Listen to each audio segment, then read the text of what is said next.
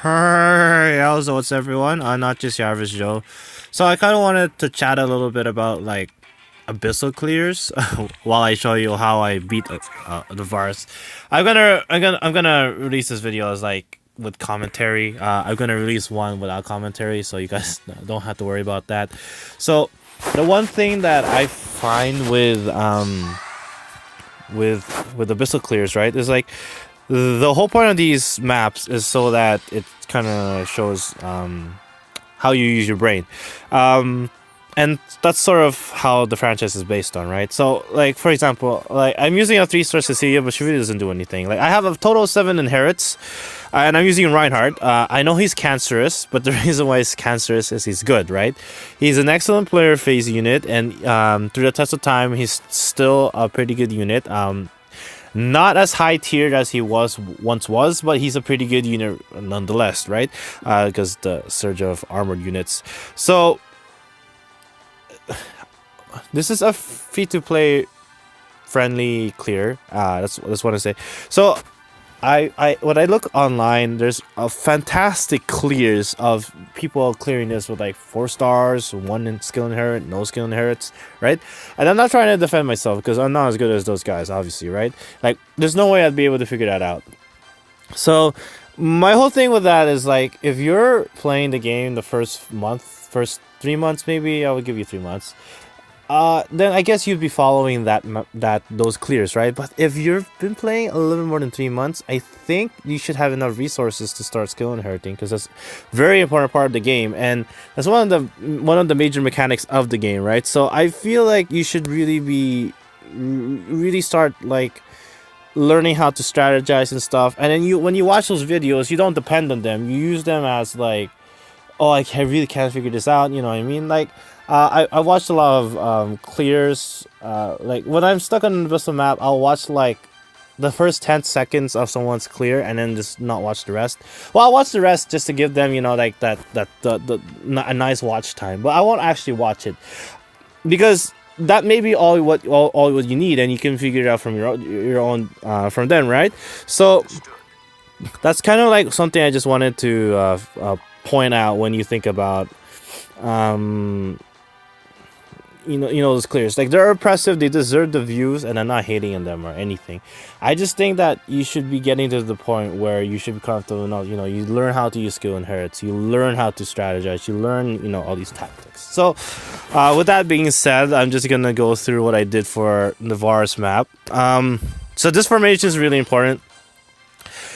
Don't worry about don't actually worry about the only skills you need with Olivia is literally Horn Attack 3. I might do that for the unspoken clear. I just hate having to like adjust units.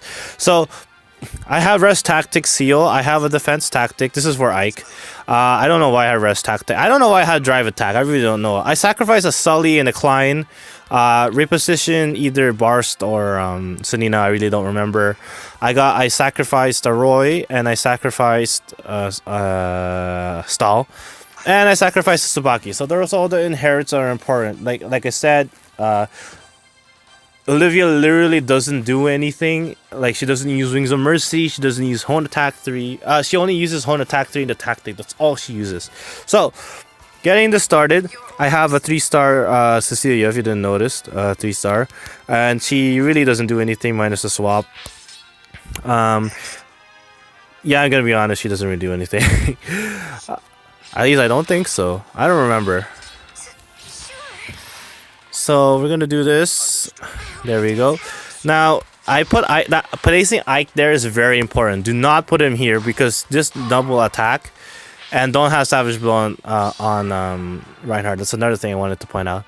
So because this dub has pivot, if you attack both, Navarre will go here, and this blue mana key will end up here, and it's super annoying. Like, it's incredibly annoying to have him there. So this kind of offsets that. Now, Cecilia is still within Ike's range, so he still gets hit by the defense tactic, which is actually very important for this part here.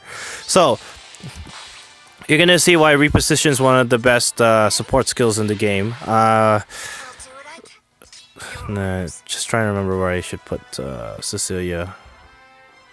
I guess it doesn't really matter where I put her. So you're not actually. I don't.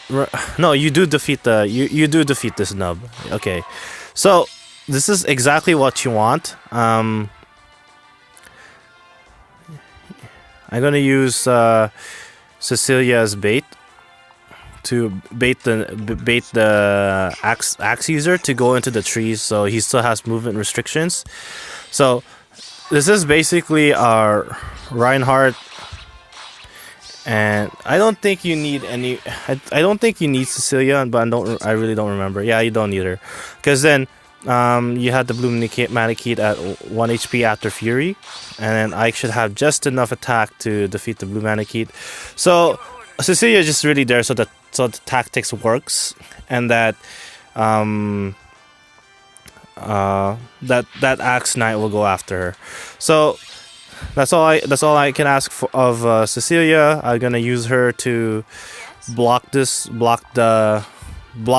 cleric, because she actually does 0 damage, and because Ike has a defense tactic boost, it's gonna work in his favor, because the axe infantry unit won't be able to defeat him, which is pretty cool.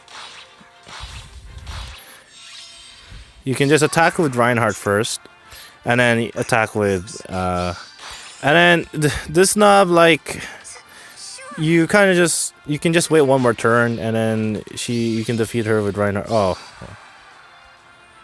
Your orders. Okay. She's a lot harder than I thought. Okay, well, regardless, I think this should be the turn where you can defeat her. If not, then it's the So I can defeat her now. So I guess she was kind of important for blocking that nub, but I think Reinhardt could have tanked the hit, and I really don't know. So yeah, that's gonna be the clear. Hopefully my thought process was clear. And yeah, thank you for watching. Later days.